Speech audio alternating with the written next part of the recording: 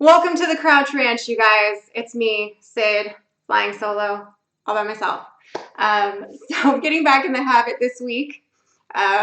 This week marks day one of getting back into the habit of doing live streams once a week with you guys. A lot going on this week. We shot our barrel house cooker video over the weekend and posted that in the wee hours day before yesterday. Or no, yesterday. I don't know. This is how my week has gone. I don't even know what day it is. Um, so and that's been received well. And that cooker, I got to tell you guys. First off, Barrel House did not pay us to review it or say good things about it. I figured it's a barbecue's a barbecue.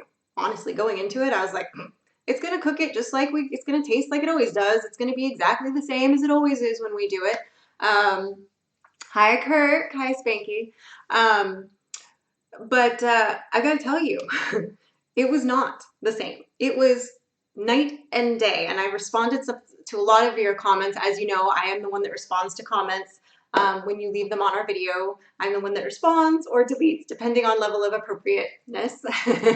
um, but yeah, I mean, legitimately, honestly, we were blown away by how that thing performed. It was easy to set it up and it was easy to get it going. It was hot, like quick. It was ready to get the meat in there. Some of the science behind it is really cool, which I didn't realize. Mike and I were talking about it last night. And when you're hanging the meat like that, part of the science behind the barrel cooking is that it's dripping down onto the coals and it's creating moisture, steam back up into the air that's keeping that meat so moist and tender and flavorful. And let me tell you, it's no joke. So I'm really excited because I decided to do something a little different, which I actually did some research on it, and I found that it's not unprecedented. There is considered such a thing as a pork brisket. It's sort of loosely referred to that way because I wanted to do traditional corned beef uh, for St. Patrick's Day because Frankie's birthday is St. Patrick's Day, and since it falls on a Saturday this year, it's going to be quite the Irish hoopla. So, hi guys, hi, thank you. Um, thank you, YouTube Connected. I'm glad you like the channel. So the these pork shoulders that I'm doing, it's actually the pork brisket is considered like the picnic part of the shoulder, which is sort of the lower portion when you're breaking down the hog. And it has a similar kind of marbling to it that like a traditional beef brisket would have. So the end result of that kind of being able to slice it or shred it, pull it kind of if you want to, is the same. I think I'm going to go ahead and pull it depending on how it comes out. But we've got two of them, and originally this tells you, if this doesn't tell you how great I think the Barrel House cooker is and how sold I was on it after doing the midget turkey in it and our pork loin in it, this right here will tell you. Before we tasted the meat that came out of the barrel cooker on Sunday, I said to Mike, I said, let's do one of the shoulders in the cooker, and one of the shoulders we'll do it, you know, the more traditional way. I'll throw it in the crock pot and do it with the cabbage and all that. And he was like, yeah. And I was like, yeah, then we can do like a taste test comparison for the video and all this. After we ate the meat that we cooked in it, I said, I don't even want to put the shoulder in the crock pot. I feel like it would be a waste. I feel like it's going to be so much different that it's going to be like, I might as well, it's night and day. I can't even express to you. And I have cooked the same cuts of these same animals for years now. We've raised them the same feed in the same ways, the same breeds. I mean, there's nothing else. I use the same recipes for my brine, you know, there was nothing else that was different in the way that we did that turkey and the way that we did that loin, other than the fact that we used the Barrel House cooker. So they did not pay us to say that. If it sucked, I would have told you. I would have said, you know what, guys, save your money. It's just a barbecue. Who cares? I don't know what kind of magic hoodoo voodoo they put in that thing, but let me tell you, it was so good. Like, ridiculous. Like, I cannot tell you enough. So, anyway, that being said, um, I think I'm going to do both of the shoulders in there. And I also pulled out a few of our chickens that I'm going to do on the hanging rack in there too. Actually, I think I might put the chickens on the, well, we keep going back and forth. I think Mike talked to somebody about it, and I forget if we're going to hang the chickens or do the pork shoulders on the rack and hang them. I'm not sure, but we'll figure that out. We're going to do a video about that as well. So get that all in there. I know you guys are asking questions. I'm trying to keep up. It's hard when I'm doing a live sometimes to hit all my points and get your comments in there, but I try. We are going to do some chickens in the cooker as well. Hi, Juan. Exactly. Yes, thank you. My opinion on a pellet smoker. You know, I've had stuff cooked on them, like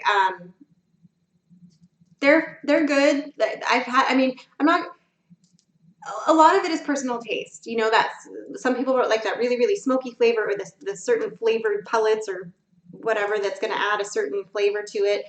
I'm not super into the smoky taste. So that's not always my favorite. I do like a more traditional, you know, wood or charcoal kind of light vibe to it. But to each his own. So, but this thing, I could go out and barbecue on it right now by myself, no problems. Like it's easy to get it going. You know, sometimes like the bigger barbecues, like our old smoker is a lot, not harder to get it going, but it just takes a little more effort and a little more patience and a little more like, you know, to get it kind of where you want it. And this was just boom. So, and you have to babysit it, I feel like, a lot more. So, oh, hey, keeping it Dutch. Yes, they turned out amazing. They were great.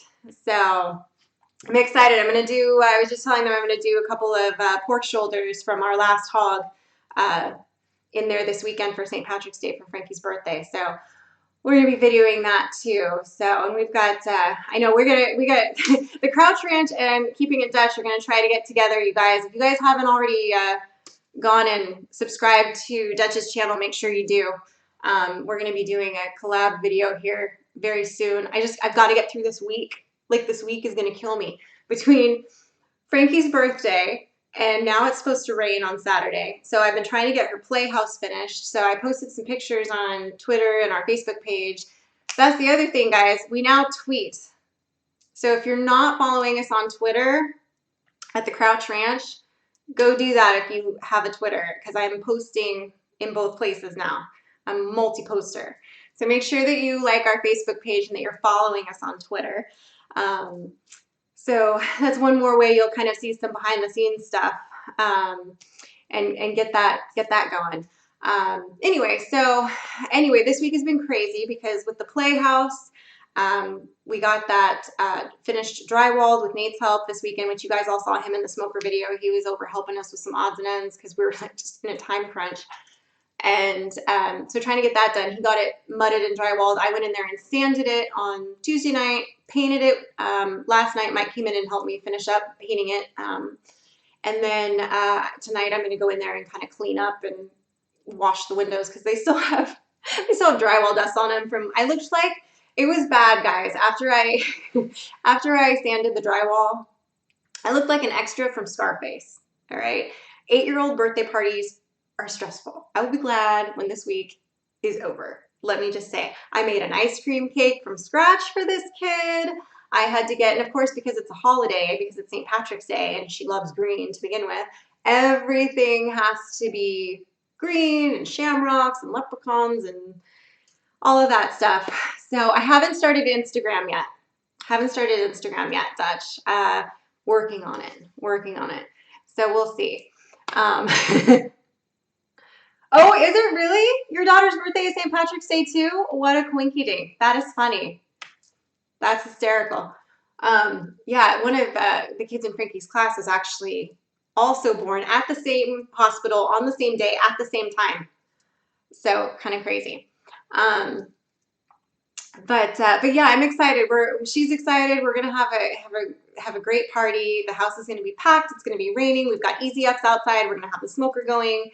It's gonna be craziness. I'm gonna have to basically burn the house down after that many small children and drunken St. Patty's Day adults are rummaging through my house. But it's all good. It's all good. That's what bleach is for. or just a match, whatever.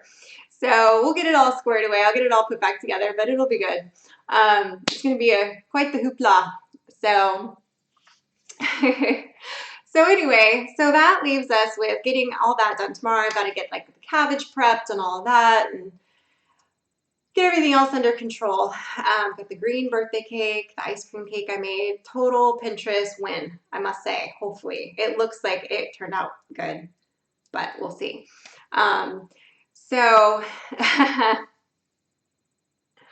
No, Mike will not be wearing a clown suit, roughneck. No, he will. He would not be. No, he's going to be busy. He's going to be helping me probably more with this party than he has in previous parties, simply due to the fact that it's going to be raining and I'm going to have more people in the house and it's going to be a little more chaotic, but it's going to be a little crazy. So. And then this week, of course, because I can't count and because I've been so stressed the last few weeks with other various things and life and whatnot, I had scheduled to have my Cornish arrive 4 weeks apart, except we changed when we were talking about it, the original start date to have the first batch come. So in counting, I counted 3 weeks instead of 4 when I hit the order button. So my chicks came a week earlier than I meant for them to come. So now I've got my brooder split, which is fine. It's no big deal. I was going to leave them split anyway. I've got the newbies on one side and, oh, I'm like, what's held for review? Nothing. All right, no big deal. Oh, thanks, James. I'm glad you got to stop in for one. I'm glad you got to stop in for a live. Have a good day at work. So I got another 50 birds that came, which actually technically 52 because they send you a couple extra sometimes, but then usually you have 1 or 2 that's DOA, but I had 0 DOA in this last batch. And then we hatched out. It's been a busy week. It's bird central. I had 2 birds in my incubator hatch already. I'm hoping to get a couple more, and they're just randoms that I barnyard. They should be colored egg layers, though. They should be, considering who my rooster is. So we'll see. But, oh yeah, I'm going to be putting them in the tractor. Oh, every batch is going to go in the tractor. But the problem is these guys are only just 3 weeks. So they were a little, and plus we had a cold snap hit this week and rain. So it was like, can't really put them out in the tractor just yet. I need another like week and a half before I can throw these guys in the tractor due to the fact that the weather isn't quite where we want it yet. So, so I'm going to move that batch probably next weekend, move the first batch that we got out into the tractor. And then these guys will stay in the brooder another few weeks.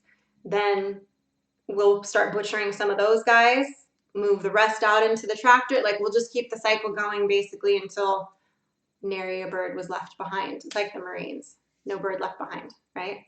So yeah, it's a great tractor. It works. Mike's actually said he's going to build another one so that I have them more spread out.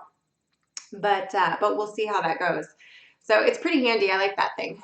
And then get that going. And then, yeah, so I've got another batch of turkey eggs sitting under a birdie Jenny right now. That's a mix of midgets, blue slates, doubt Royal Palms because I don't think she's hit maturity yet. I have a Royal Palm breeding pair, but I do not think that they are breeding yet.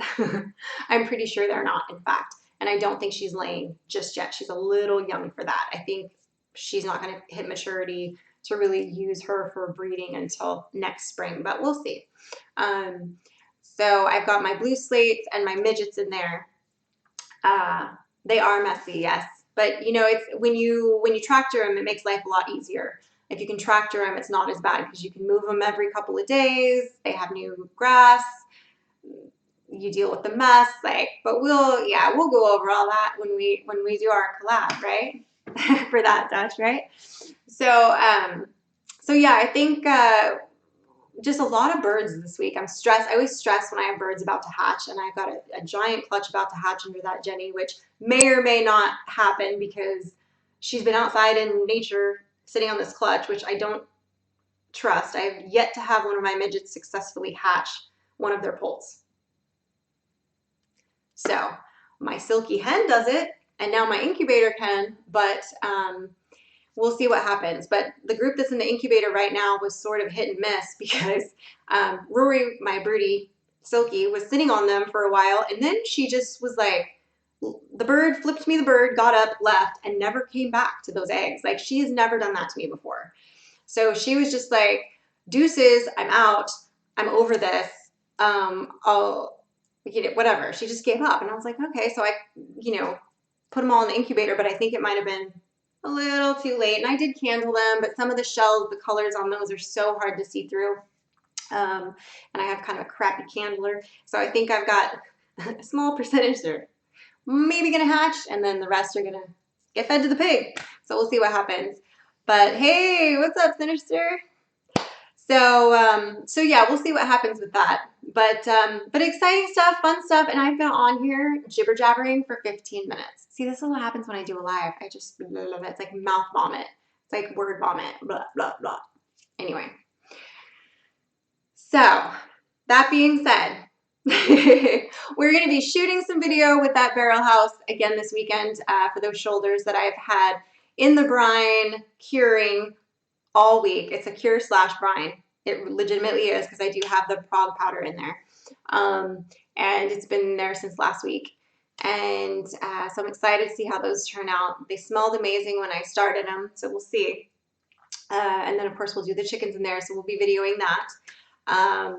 And then, yeah, hopefully we'll have some more babies hatching around here pretty soon. And the havoc with the birds will continue because it just gets, as I move them out to the pasture, then it's like, add an extra whatever onto my morning feeding trek and all of that. So it's fun. I love it. Wouldn't have it any other way, but I'm ready to get past this weekend, that's for sure.